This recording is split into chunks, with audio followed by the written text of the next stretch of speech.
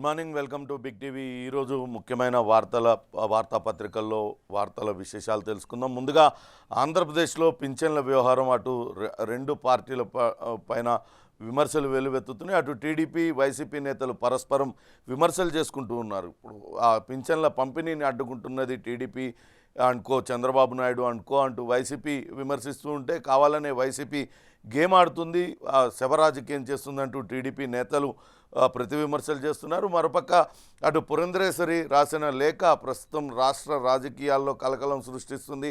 అనేక మంది ఐపీఎస్ అధికారుల్ని బదిలీ చేసి వాళ్ళ స్థానంలో వేరొకరిని నియమించాలంటూ పురంధరేశ్వరి రాసిన లేఖ ప్రస్తుతం హాట్ టాపిక్గా మారింది. దీనిపైన ఐపీఎస్లందరూ కూడా తీవ్ర స్థాయిలో ఆగ్రహం వ్యక్తం చేస్తున్నారు. మొత్తం మీద ఈరోజు ఈ ప్రధాన పత్రికల్లో వార్తలు ఏమున్నాయి అనేది ఒకసారి చూద్దాం. ముందుగా ఆంధ్రప్రదేశ్ ఈనాడు కనుక చూసినట్లయితే దురుద్దేశం ఎవరిది సిఎస్ గారు అంటూ వార్త కథనాన్ని ఇచ్చారు. అటు జవహర్ రెడ్డి ఇచ్చిన పేర్లు పంపిన పేర్లపైన అభ్యంతరాలు వ్యక్తం చేస్తూ ఆ కథనాన్ని ఇచ్చారు. వివాదాస్పద అధికారులు పేర్లు పంపడమే మీ సదుద్దేశమా? జగన్ కనుసాగిల్లో నడుస్తున్న జవహర్ రెడ్డి పింఛన్ల పంపిణీ ప్రక్రియను పక్కదారి పట్టించింది సిఎస్ఏ, ఆయన పైన చర్యలు తీసుకోవాలంటూ చంద్రబాబు నాయుడు లేఖ రాశారు. దానికి సంబంధించిన వార్తను ముఖ్యమైన వార్తగా ఇచ్చారు. ఇప్పటికే అనేక మంది అటు వైసీపీకి అనుగుణంగా పనిచేస్తూ ఉన్నారు. ఐపీఎస్ అధికారులందరూ కూడా వాళ్ళు నిబంధనలు పట్టించుకోవడం లేదు, అధికార పార్టీ కార్యకర్తల వ్యవహరిస్తున్నారంటూ టీడీపీ నేతలు విమర్శిస్తున్నారు. ఈ ఎన్నికల్లో పోలీసులతో లబ్ధి పొందాలని జగన్మోహన్ రెడ్డి సర్కార్ భావిస్తుంది, అందుకే వాళ్ళపైన ఎన్నికల కమిషన్ చర్యలు తీసుకుంది అంటూ టీడీపీ నేతలు చెప్తూ వస్తున్నారు. కానీ అటు ఆ పురంధరేశ్వరి రాసిన లేఖతో అటు వైసీపీకి ఆయుధం దొరికినట్టయింది. అటు ప్రతిగా చంద్రబాబు నాయుడు పైన, భువనేశ్వరి పైన కూడా వాళ్ళు ఎదురు దాడికి దిగుతూ ఉన్నారు. అటు మరిదికి లబ్ధి చేకూర్చడం కోసమే భువనేశ్వరి ఆ లేఖ రాసింది. ఎలక్షన్ కమిషన్కు ఎవరిని ఎస్పీగా నియమించాలో కూడా ఆమె ప్రతిపాదిస్తారా, ఎలా ప్రతిపాదిస్తారు, ఏ అధికారంతో ప్రతిపాదిస్తారంటూ వైసీపీ నేతలు విమర్శలు చేస్తూ ఉన్నారు. ప్రస్తుతం మనం చూసినట్లయితే మేము చేసేది మేము చేస్తాం, మా ఇష్టానుసారం ప్రవర్తిస్తాం, అధికార పార్టీకి కొమ్ము కాస్తాం, అయినా మీరెవరు మమ్మల్ని ప్రశ్నించడానికి అన్నట్లుగా ఉంది అటు సిఎస్ జవహర్ రెడ్డి తీరు. తాజాగా ఎన్నికల సంఘం బదిలీ చేసిన కొన్ని జిల్లాల ఎస్పీ స్థానాల్లో మళ్ళీ వివాదాస్పద అధికారుల పేర్లను ఆయన పంపించడం, ప్రతిపాదించడం, వాళ్ళని జిల్లా ఎస్పీలుగా ఈసీ నియమించడంతో అటు వీళ్ళ కొత్త ఎస్పీలు అంటూ నిన్న ఈనాడు కథనాన్ని ప్రచురించింది. దానికి కంటిన్యూషన్గానే ఈ కథనం ఇచ్చింది. కావాలనే వివాదాస్పద అధికారులందరినీ కూడా పేర్లు ప్రతిపాదించారు. ఎలక్షన్ కమిషన్ బదిలీలు చేయాలని భావించినప్పటికీ వీళ్ళు ప్రతిపాదించిన ఐపీఎస్ఎల్ని మళ్ళా తిరిగి ఎలక్షన్ కమిషన్ నియమించింది. రాబోయే రోజుల్లో ఎన్నికల్లో వీళ్ళ ద్వారా లబ్ధి పొందడానికి ఈ రకంగా చేశారు. వాళ్ళు వివాదాస్పదులని మీకు తెలియదా సిఎస్ గారు అంటూ ప్రశ్నిస్తున్నారు. ఎన్నికల కోడ్ అమల్లోకి వచ్చిన తర్వాత వివిధ కారణాల వల్ల బదిలీ చేసిన వారి స్థానంలో నియమించేందుకు రాష్ట్ర ప్రభుత్వం అధికారుల పేర్లు మాత్రమే సూచిస్తుంది. వారిలో ఎవరిని నియమించాలన్నది పూర్తిగా ఈసీ అధికారం. సీనియారిటీ, అనుభవం వంటి అంశాలను ప్రామాణికంగా తీసుకొని అధికారుల ప్యానెల్ను ప్రతిపాదించడం వరకే ప్రభుత్వ పాత్ర. కానీ అంతకు మించి ఇక్కడ జరిగింది, వాళ్ళనే నియమించాలంటూ ప్రభుత్వం వాళ్ళకు ప్రతిపాదనలు పంపింది, అందుకే వాళ్ళందరినీ నియమించారంటూ వార్తా కథనాన్ని ఈనాడు పత్రిక ఇచ్చింది. ఇక కూటమి ప్రభుత్వం రాగానే ఉచిత ఇసుక అంటూ నిన్న నరసాపురం ప్రజాగలం వేదికలో చంద్రబాబు నాయుడు చేసిన ప్రసంగానికి సంబంధించిన ముఖ్యమైన వార్త ఇచ్చారు. ప్రజాగలం పేరుతో అటు రాష్ట్ర వ్యాప్తంగా జగన్మోహన్ రెడ్డి సర్కార్ పాలన పైన అనేక విమర్శలు చేస్తూ సభలు, సమావేశాలు చంద్రబాబు నాయుడు నిర్వహిస్తున్నారు.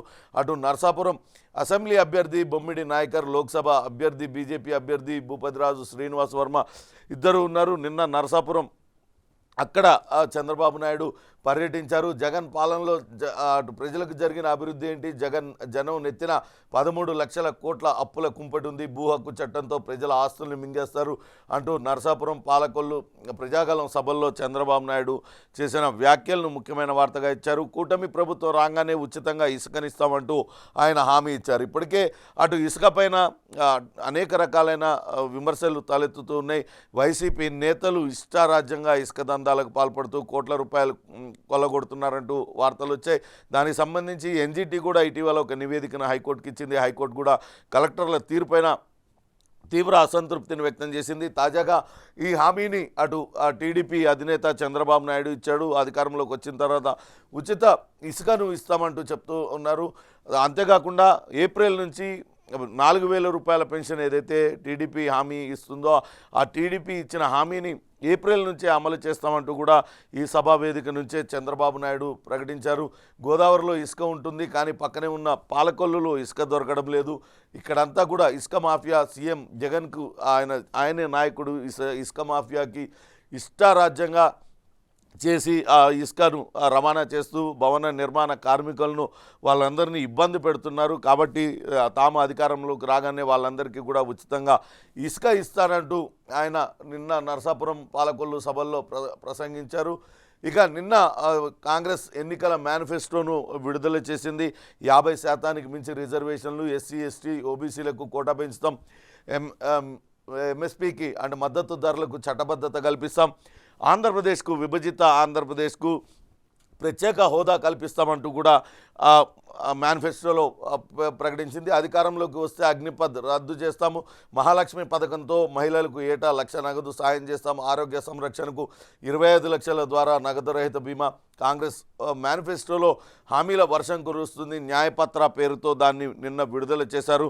అటు ఏఐసిసి అధ్యక్షుడు మల్లికార్జున్ ఖర్గే, రాహుల్ గాంధీ, సోనియా గాంధీ నిన్న దీన్ని అమలు చేశారు.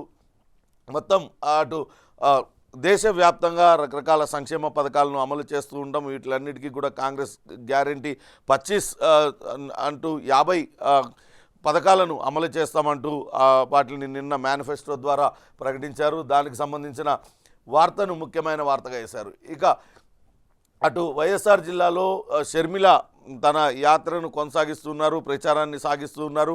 కడప ఎంపీగా షర్మిల పోటీ చేస్తూ ఉన్నారు. నేరుగా జగన్మోహన్ రెడ్డిని ఆమె విమర్శిస్తూ ఉన్నారు. తాజాగా అటు వైఎస్ఆర్ బిడ్డను తనను ఎంపీగా తన బాబాయ్ చూడాలనుకున్నారు. అలాంటి బాబాయ్ని చంపేశారు. హంతకుడు అవినాష్ రెడ్డి వైపు ఉంటారా, వైఎస్ఆర్ బిడ్డగా నా వైపు ఉంటారా తేల్చుకోండి అంటూ ఆమె చెప్తున్నారు.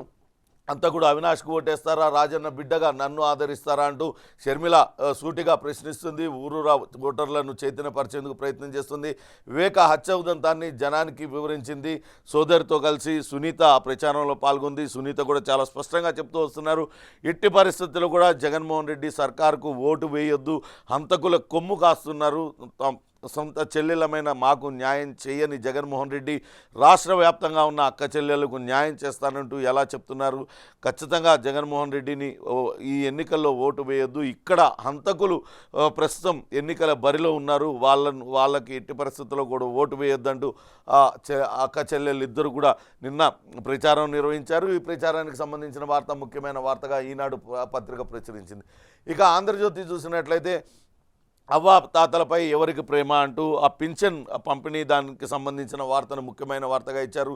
జగన్వి కోతలు, బాబువి చేతలు అంటూ చంద్రబాబు 5 ఏళ్ల పాలనలో 19 లక్షలకు పైగా కొత్త పెన్షన్లు ఇచ్చారు. కానీ జగన్ ప్రభుత్వంలో ఇప్పటి వరకు 12 లక్షల పెన్షన్లు మాత్రమే కొత్తగా 12 లక్షలు కూడా కొత్తగా మంజూరు చేయలేదు. పైగా రకరకాల నిబంధనలతో పాత పెన్షన్లకు కత్తెరవేశారు. చంద్రబాబు నాయుడు హయాంలో రాష్ట్ర వ్యాప్తంగా 54.6 లక్షల పెన్షన్లు ఉండేవి. అయితే చంద్రబాబు 39 లక్షల పెన్షన్లు మాత్రమే ఇచ్చారని, తాము 66 లక్షలకు తీసుకెళ్లామని జగన్ పదే అబద్ధాలు చెప్తున్నారు. ఏప్రిల్లో పెన్షన్ పంపిణీని కావాలనే జాప్యం చేశారు. ఖజానాలో ఉన్న సొమ్మును అస్మదీయ కాంట్రాక్టర్లకు పంచిపెట్టారు. వాటిలన్నింటినీ విడుదల చేసి ఉద్దేశపూర్వకంగానే పెన్షన్లను ఆలస్యం చేశారనే వార్తనిచ్చారు. అసలు ఈ బాధ్యత తనది కాదన్నట్లుగా ముఖ్యమంత్రి జగన్ కక్షగట్టినట్లు వ్యవహరించారు. ఇప్పుడు చూస్తేనేమో అటు చంద్రబాబు నాయుడు పైన రకరకాల విమర్శలు చేస్తూ అబద్ధాలను ప్రచారం చేస్తున్నారనే వార్తను ముఖ్యమైన వార్తగా ఆంధ్రజ్యోతి ప్రచురించింది. ప్రస్తుతం ఆంధ్రప్రదేశ్ రాజకీయాల్లో పింఛన్ పంపిణీ అనేది చాలా కీలకంగా మారింది. రెండు పార్టీలు పరస్పరం ఒకరిపైన ఒకరు విమర్శలు చేసుకుంటున్నారు. ఇటు పింఛన్లను అడ్డుకున్నది టీడీపీ, చంద్రబాబు నాయుడు అంటూ వైసీపీ ఆరోపణలు చేస్తుంది. అటు తాము గ్రామ సచివాలయ సిబ్బందితోనే పింఛన్లు పంపిణీ చేయమని కోరాము, కానీ కావాలనే జగన్మోహన్ రెడ్డి అటు పండుటాకులతో శవ రాజకీయం చేస్తున్నాడు. వాళ్ళందరూ ఎండ దెబ్బకు మృతి చెందితే వాళ్ళ మృతదేహాలను అడ్డం పెట్టుకొని శవ రాజకీయాలకు పాల్పడుతున్నారంటూ టీడీపీ ప్రచార పనులు చేస్తుంది. ఇక నిన్న పాలకొల్లు నరసాపురంలో సభలో జరిగిన జనగలం సభకు సంబంధించిన వార్తను ముఖ్యమైన వార్తగా వేశారు. ఏప్రిల్ నుంచి 4,000 రూపాయల పెన్షన్ ఇస్తాం, ఏప్రిల్ మే జూన్ పింఛన్కు 1000 అదనం, ఈ 3 నెలలది కలిపి జూలైలో ఇంటికి వేస్తామంటూ వృద్ధులకు చంద్రబాబు నాయుడు హామీ ఇచ్చారనే వార్తను ఇచ్చారు. పెన్షనర్లను బలికొన్న జగన్మోహన్ రెడ్డి రాజీనామా చేయాలి, శవ రాజకీయానికి కుట్ర, ఇంటికే పంపిణీ వద్దని ఈసీ చెప్పలేదు కానీ అడ్డుకున్నామని మాపైన నెపం వేస్తున్నారు. ఇంత నీచం దుర్మార్గం ఉంటుందా? యువతకు జాబ్ రావాలంటే ఎన్డీఏ సర్కార్ రావాలి, గంజాయి కావాలంటే తిరిగి జగన్మోహన్ రెడ్డి రావాలంటూ ఆయన విమర్శలు చేశారు. విమర్శలు చేసిన వార్తను ముఖ్యమైన వార్తగా ఇచ్చారు. ఇక షర్మిల ప్రచారానికి సంబంధించిన వార్త కూడా ముఖ్యమైన వార్తగా వేశారు. జగన్మోహన్ రెడ్డి, నువ్వు నాయకుడివేనా? బాబాయిని చంపిన వారికి సీట్ ఇస్తావా? అవినాష్ను ఎందుకు కాపాడుతున్నావు? న్యాయం ధర్మం ఎక్కడున్నాయి? ఈ ఘోరాన్ని ఆపడానికే ఎంపీగా నిలబడ్డా. హత్య రాజకీయాలు చేసే అవినాష్ను కాపాడే జగన్ను ఓడించండి అంటూ షర్మిల ఓటర్లకు పిలుపునిచ్చింది. అటు కడప ఎంపీ సీటు కోసమే వివేకానంద రెడ్డిని హత్య చేశారు. తనకు ఇవ్వాలని కోరితే అవినాష్ వద్దన్నాడు, వివేకాను హత్య చేయించాడంటూ సునీత సంచలన ఆరోపణలు చేసింది. ఆ యాత్ర ద్వారా అటు జగన్మోహన్ రెడ్డి పైన తీవ్ర స్థాయిలో అక్క చెల్లెళ్ళిద్దరూ కూడా విమర్శలు చేస్తూ ఉన్నారు. నిన్న కేంద్ర మాజీ మంత్రి కిల్లి కృపారాణి కూడా అటు పార్టీలో షర్మిల సమక్షంలో జాయిన్ అయింది. జగన్మోహన్ రెడ్డి తనను కూడా మోసం చేశాడంటూ ఆమె కూడా తీవ్ర స్థాయిలో విమర్శలు చేస్తుంది. ఇక సాక్షి పత్రిక కానీ చూసినట్లయితే చంద్రబాబు నాయుడు కోసం బరితెగింపు అంటూ ఒక మీడియా సంస్థలో వచ్చిన వార్తకు సంబంధించిన ఐటమ్ను ముఖ్యమైన ఐటమ్ చేసింది. పచ్చమందకు ఐపీఎస్ ఐఏఎస్ అధికారులు వార్నింగ్ ఇచ్చారు. ఈనాడు ఆంధ్రజ్యోతి హద్దులు మీరుతున్నాయి, ఆ పార్టీ నేతలు నోటికొచ్చినట్టు వాగుతున్నారు. ఇప్పటికే దీనిపైన తీవ్రంగా ఖండించాం, ఈసీకి ఫిర్యాదు చేశాం, అందరిపైన చట్టపరమైన చర్యలు తీసుకుంటామంటూ అటు ఐఏఎస్ ఐపీఎస్ అధికారులు తీవ్ర ఆగ్రహం వ్యక్తం చేస్తున్నారు. అసత్య కథనాలను ఈ రెండు పత్రికలు రాస్తూ ఉన్నాయి, కావాలనే ఈ రకమైన ప్రచారం జరుగుతుందంటూ అటు వార్తను ఇచ్చారు. దీనిపైన ఖచ్చితంగా చట్టపరమైన చర్యలు తీసుకుంటే, కావాలనే ప్రభుత్వం పైన బురద జల్లడానికి, లేకుంటే ఆ కేంద్ర సర్వీసుల్లో ఉన్న అధికారులకు ఒక దురుద్దేశం ఆపాదించే విధంగా ఆ కథనాలన్నీ కూడా ఉన్నాయి. అటువంటి కథనాలను ప్రచురించిన సంస్థలపైన తాము చర్యలు తీసుకోబోతున్నామంటూ ఐపీఎస్లు ఐఏఎస్లు హెచ్చరించారనే వార్తనిచ్చారు. ఇక మరో ముఖ్యమైన వార్తగా రోజు రోజుకు తెలుగుదేశం పార్టీ బలహీనపడుతూ ఉంది అంటూ మరో వార్తనిచ్చారు. అటు ఒక పక్క సీఎం బస్సు యాత్రతో అశేష జనవాహిని వస్తుంది, జగన్ యాత్రకు అపురూప స్పందన లభిస్తుంది. ఎంత హంగామా చేసినా అక్కడేమో టీడీపీకి గ్రాఫ్ పెరగడం లేదని వాళ్ళలో ఆందోళన చెందుతున్నారు. పొత్తు ఖరారయ్యాక మరింత బలహీనపడ్డామంటున్న పార్టీ నేతలు 10% అభ్యర్థులైనా మారుద్దామని నిర్ణయం. 20 మందికి పైగా తెలుగుదేశం అభ్యర్థుల మార్పుపై కసరత్తు జరుగుతుంది. బీజేపీ జనసేనకి ఇచ్చిన కొన్ని సీట్లలోనూ మార్పులు చేసే అవకాశం. పొత్తులతో టీడీపీ పూర్తిగా బలహీనపడింది. అటు పొత్తులు పెట్టుకున్నప్పటికీ అన్ని పార్టీలలో తెలుగుదేశం నాయకులే పోటీ చేస్తున్నారు. ఇదంతా కూడా కొంత తలనొప్పులుగా మారింది. ఇంకా కొన్ని చోట్ల బలహీనమైన అభ్యర్థులు నిలబడ్డారు. వాళ్ళను మార్చే యోచనలో టీడీపీ అధిష్టానం ఉంది, పూర్తిగా బలహీనపడిపోయింది. మరోపక్క జగన్ బస్సు యాత్ర మేము సిద్ధం యాత్రతో అటు ప్రజల్లో ఆ వైసీపీ గ్రాఫ్ పెరుగుతుంటే టీడీపీ గ్రాఫ్ ఈ పొత్తులతో మరింతగా తగ్గిపోయింది అనే కథనాన్ని ముఖ్యమైన కథనంగా అటు సాక్షి పత్రిక ప్రచురించింది. ఇక దిశ ఆంధ్రప్రదేశ్ చూసినట్లయితే అటు నేనే ఇటు నేనే అంటూ వార్తను ఇచ్చారు. పేరుకే 3 పార్టీల కూటమి, అంతా తెలుగుదేశం హవానే, జనసేన బీజేపీలకు వారే అభ్యర్థులు, టీడీపీ వైఖరిపై గ్లాసు కమలం క్యాడర్లో తీవ్ర అసంతృప్తి అనే కథనాన్ని అటు దిశ పత్రిక ప్రచురించింది. వాస్తవానికి టీడీపీ నేతలు ఎక్కడెక్కడైతే ఏ నియోజకవర్గాల్లో అవి పొత్తులో భాగంగా ఇతర పార్టీలకి కేటాయించబడ్డాయో ఆయా నియోజకవర్గ నేతలు ఆ పార్టీలో చేరుతున్నారు. వెంటనే ఆ పార్టీ అధ్యక్షులే వాళ్ళకి అక్కడ బీఫామ్లు ఇస్తున్నారు. ఇంకా ఆ పార్టీలో ఏం అసంతృప్తి ఉంటుంది, క్యాడర్లో అసంతృప్తి ఏముంటుంది? అన్ని పార్టీలలో కూడా టీడీపీ నేతలే పోటీ చేస్తున్నారు. జనసేన పెట్టినప్పటి నుంచి తాము ఖర్చు పెట్టుకొని ఎవరు లేని చోట క్యాడర్ను తయారు చేసుకుంటే, ఇప్పుడు అకస్మాత్తుగా వచ్చిన టీడీపీ నేతలకు అక్కడ జనసేన టికెట్ ఇవ్వడంతో అక్కడ మొదటి నుంచి కష్టపడ్డ జనసేన నేతలందరూ కూడా తీవ్ర ఆవేదన వ్యక్తం చేస్తున్నారు, తీవ్ర ఆగ్రహం వ్యక్తం చేస్తున్నారు. ఇక కమలం పార్టీలో కూడా అదే పరిస్థితి. మొదటి నుంచి కూడా కాషాయ కండువాను వదలకుండా పట్టుకొని తిరిగిన మమ్మల్ని కాదని అకస్మాత్తుగా ఊడిపడ్డ టీడీపీ నేతలకు టికెట్ ఇస్తే అది కేడర్లో ఏ రకమైన సంకేతాలు ఇస్తుంది, అంతా కూడా నిస్తేజంగా మారిపోతున్నారు కార్యకర్తలంటూ.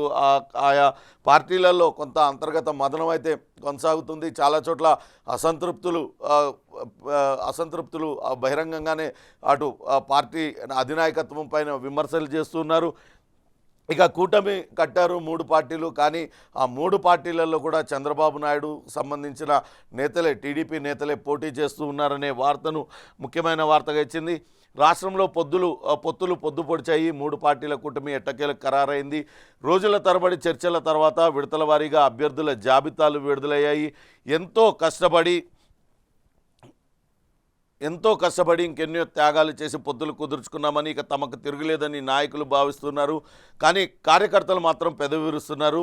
ముఖ్యంగా అటు టీడీపీ కూటమిలో చిన్న పార్టీలైన జనసేన, బీజేపీలకు న్యాయం చేయాల్సింది పోయి తమ నేతలను వ్యూహాత్మకంగా అందులోకి చేర్చి అక్కడ వాళ్ళకి టికెట్లు ఇప్పిస్తూ ఉంది. తెలుగుదేశం పార్టీకి మేలు చేసే పొత్తు కోసం తమ పార్టీలను ఎందుకు చంపుకోవాలని ఆ పార్టీల నేతలు ప్రశ్నిస్తున్నారు. దశాబ్దాలుగా పార్టీ సిద్ధాంతాలు నమ్మి జెండాలు మోసిన వారిని పక్కన పడేసి టీడీపీ నుంచి వచ్చిన వాళ్ళకి చివరి నిమిషంలో టికెట్లు ఇవ్వడం ఏంటంటూ అటు ఈ గ్లాసు పార్టీ, కమలం పార్టీలో వాళ్ళందరూ కూడా తీవ్ర ఆవేదన వ్యక్తం చేస్తున్నారనే వార్తను ముఖ్యమైన వార్తగా ఇచ్చారు. మరో ముఖ్యమైన వార్తగా ఫ్యాన్కు ఎదురుగాలి అంటూ ఇచ్చారు. స్ట్రా పోల్ సర్వేలో టీడీపీ ముందంజ, 2వ స్థానంలో వైసీపీ అభ్యర్థులు ఉన్నారు. నానాటికి అధికార పార్టీ గ్రాఫ్ పడిపోతుందనే వార్తను ఇచ్చారు. కొంత ఇది టీడీపీ శ్రేణుల్లో కొంత ఉత్సాహాన్ని పెంచే వార్తనే చెప్పాలి. ఇటీవల కాలంలో అనేక రకాలైన సర్వేలు వెల్లడవుతున్నాయి. అక్కడ టఫ్ ఫైట్ నడుస్తుంది, అటు టీడీపీ కూటమి గెలుస్తుంది అనే సర్వే ఫలితాలన్నీ వస్తున్నాయి. వాటిలన్నింటినీ వైసీపీ నేతలు కొట్టిపడేస్తూ ఉన్నారు. ఖచ్చితంగా ఇవన్నీ కూడా పెయిడ్ సర్వేలు అంటూ చెప్తూ వస్తున్నారు. కానీ తాజాగా మరో సర్వే కూడా వచ్చింది. ఆ సర్వేలో కూడా చాలా స్పష్టంగా ఫ్యాన్కు ఎదురుగాలి తప్పదు, అక్కడ టీడీపీ హవా కొనసాగుతుంది, టీడీపీ కూటమి అధికారం చేజిక్కించుకునే దిశగా ముందుకెళ్తుంది, 2వ స్థానంలో వైసీపీ ఉంటుంది అంటూ ఆ సర్వే వెల్లడైంది. స్ట్రా పోల్ తాజాగా ఈ సర్వే నిర్వహించింది. సర్వే వేదికను సోషల్ మీడియాగా వెల్లడించింది. దాంతో వైసీపీ నేతల్లో ఆందోళన మొదలైంది అంటూ వార్తను ఇచ్చారు. ఇక అటు పీఠాపురంలో పోటీ చేస్తున్నారు జనసేనాని పవన్ కళ్యాణ్. తాను అక్కడ సొంత నియోజకవర్గంలోనే ఉంటానంటూ ఇటీవల కార్యకర్తల సమావేశంలో ఆయన చెప్పారు. దాంతో ఆయన అక్కడ పిఠాపురంలోనే ఉండడానికి రంగం సిద్ధం చేసుకుంటున్నారు. చేబ్రోలులో ఒక రైతుకు సంబంధించిన ఇంటిలో ఇకపై పవన్ కళ్యాణ్ ఉండబోతున్నారు. ఆయన ఇల్లు సిద్ధమైందంటూ చెప్పారు. ఆయన ఇంట్లోనే ఉగాది వేడుకలు జరుపుకున్నారు. అక్కడ త్వరలోనే సొంత ఇంటి నిర్మాణానికి కూడా పవన్ కళ్యాణ్ ప్రయత్నాలు కొనసాగిస్తున్నారంటూ చెప్తున్నారు. ఖచ్చితంగా తాను పిఠాపురాన్ని ఇకపై ఈడ్చిపెట్టిపోను, పిఠాపురాన్ని తన శాశ్వత చిరునామా చేసుకుంటానంటూ ఇటీవల జనసేన కార్యకర్తల సమావేశంలో పవన్ కళ్యాణ్ ప్రకటించారు. అందుకు అనుగుణంగా అక్కడ ఇల్లు కూడా తీసుకున్నారనే వార్తను ముఖ్యమైన వార్తగా దిశాపత్రిక ఇచ్చింది. ఇక 5 న్యాయ్ 25 గ్యారంటీస్ 5 అంశాలకు అధిక ప్రాధాన్యం. కులగణన, పేద మహిళలకు ఏడాదికి ₹1,00,000, పెట్రోల్ డీజిల్ ధరల తగ్గింపు. లోక్సభ ఎన్నికల మేనిఫెస్టోలో కాంగ్రెస్ న్యాయపత్రం విడుదల చేసింది. నిన్న మేనిఫెస్టో విడుదల చేసింది. దానికి సంబంధించిన వార్తను ఇచ్చారు. 5 న్యాయ్ 25 గ్యారంటీస్ అంటూ దేశవ్యాప్తంగా రకరకాల సంక్షేమ పథకాలు అమలు చేస్తామంటూ కాంగ్రెస్ పార్టీ హామీ ఇస్తుంది. కేంద్రంలోకి అధికారంలోకి రావడమే లక్ష్యంగా కాంగ్రెస్ పార్టీ అన్ని వర్గాల అభ్యున్నతి ధ్యేయంగా న్యాయపత్ర పేరుతో లోక్సభ ఎన్నికల మేనిఫెస్టోను విడుదల చేసింది. అందులో సామాజిక సంక్షేమ పథకాలతో పాటు 25 హామీలను కూడా పొందుపరిచింది. భారత్ జోడో యాత్రలో రాహుల్ గాంధీ ప్రజల వద్ద నుంచి తీసుకున్న సమాచారం ఆధారంగా ఈ మేనిఫెస్టోని రూపొందించారు. ఇందులో అన్ని వర్గాల ప్రజలకు న్యాయం జరిగేలా ఈ మేనిఫెస్టో రూపొందించారంటూ చెప్తూ వస్తున్నారు. ఇక మరో ముఖ్యమైన వార్త, కాపుల కోటలో రెడ్ల పోరు అంటూ ఇచ్చారు. 62 ఏళ్ల తర్వాత తలపడుతున్నారు. కూటమి నుంచి మాజీ సీఎం కిరణ్ కుమార్ రెడ్డి, వైసీపీ నుంచి సిట్టింగ్ ఎంపీ మిథున్ రెడ్డి పోటీ చేస్తున్నారు. రాజంపేట పార్లమెంటు రాజకీయం రంజుగా మారింది అంటూ వార్తనిచ్చారు. వాస్తవానికి కిరణ్ కుమార్ రెడ్డి ఆయన రాజకీయ అనిశ్చితి స్థితిలో ఉన్నారు. ఇటీవలనే ఆయన బీజేపీ తీర్థం పుచ్చుకున్నారు. బీజేపీలో ఉన్నప్పటికీ అడపాదడపా సభల్లో కనపడతాం తప్పించి పెద్దగా ఆయన క్రియాశీల రాజకీయాలలో ప్రత్యక్షంగా పాల్గొన్నది లేదు. ఇప్పుడు చూస్తే కూటమి అభ్యర్థిగా ఆయనను రాజంపేట నుంచి ఎంపీ అభ్యర్థిగా బరిలోకి దించింది. అక్కడ మిథున్ రెడ్డి ఇప్పటికే ఎంపీగా ఉన్నారు. పెద్దిరెడ్డి రామచంద్రారెడ్డి కుమారుడు వైసీపీలో కీలకమైన నేతగా ఉన్నారు. ఇప్పుడు అక్కడ కాపు సామాజిక వర్గానికి సంబంధించిన ఓట్లు అధికంగా ఉన్న చోట్ల ఈ రెడ్డి సామాజిక వర్గం వాళ్ళు తలపడుతూ ఉన్నారు. 62 ఏళ్ల తర్వాత అక్కడ వాళ్ళిద్దరూ రెడ్డి సామాజిక వర్గం వాళ్ళు తలపడుతున్నారు. ఎలా ఉంటుంది చూడాలి పోరు అంటూ మరో ముఖ్య వార్తగా దిశాపత్రిక ప్రచురించింది. మొత్తం మీద ఆంధ్రప్రదేశ్లో అటు శవ రాజకీయాలే ప్రస్తుతం ట్రెండింగ్ టాపిక్గా మారిపోయినాయి. పింఛన్లతో వృద్ధుల్ని చంపేస్తున్నారంటూ వైసీపీ టీడీపీ నేతలు పరస్పరం ఆరోపణలు చేసుకుంటున్నారు. మరోపక్క అటు కాంగ్రెస్ వివేకాతో హత్యా రాజకీయాలు మొదలైన హంతకులకే టికెట్ ఇచ్చారంటూ హత్యా రాజకీయాల గురించి మాట్లాడుతున్నారు. మొత్తం మీద హత్యా రాజకీయాలు శవ రాజకీయాలు అనేవి ప్రస్తుతం ఆంధ్రప్రదేశ్లో అన్ని రాజకీయ పార్టీలకు ట్రెండింగ్ మాటగా మారిపోయిందనే చెప్పాలి. చూడాలి. ఈరోజు చివరి రోజు పెన్షన్ల పంపిణీకి ఇప్పటికే చాలా వరకు పూర్తి చేశారు. ఈరోజు మిగతా అందరికీ పూర్తి చేస్తారా లేకుంటే ఇంకా కొంతమంది మిగిలిపోతారా? ఎలక్షన్ కమిషన్ ఇచ్చిన గడువు నేటితో ముగిసిపోతున్న నేపథ్యంలో అధికారులు త్వరితగతిన పెన్షన్లు అందరికీ అందజేయాలంటూ కోరుకుంటూ ఉన్నారు. ఒకవేళ ఎవరికైనా పెన్షన్లు ఇవ్వకుండా మిగిలిపోతే మళ్ళా తిరిగి అది విమర్శలకు ప్రతి విమర్శలకు దారితీసే అవకాశం ఉంటుంది. చంద్రబాబు నాయుడు చేయబట్టే పెన్షన్లు రాలేదని కావాలనే అధికార పార్టీ జాప్యం చేసి పెన్షన్లు అందకుండా చేసి ఆ నెపాన్ని టీడీపీ మీద వేసిందని ఇలా పరస్పరం ఆరోపణలు చేసుకునే అవకాశం ఉంటుంది. చూడాలి పెన్షన్ల పంపిణీ ఏ రకంగా ముగుస్తుందని చూడాలి.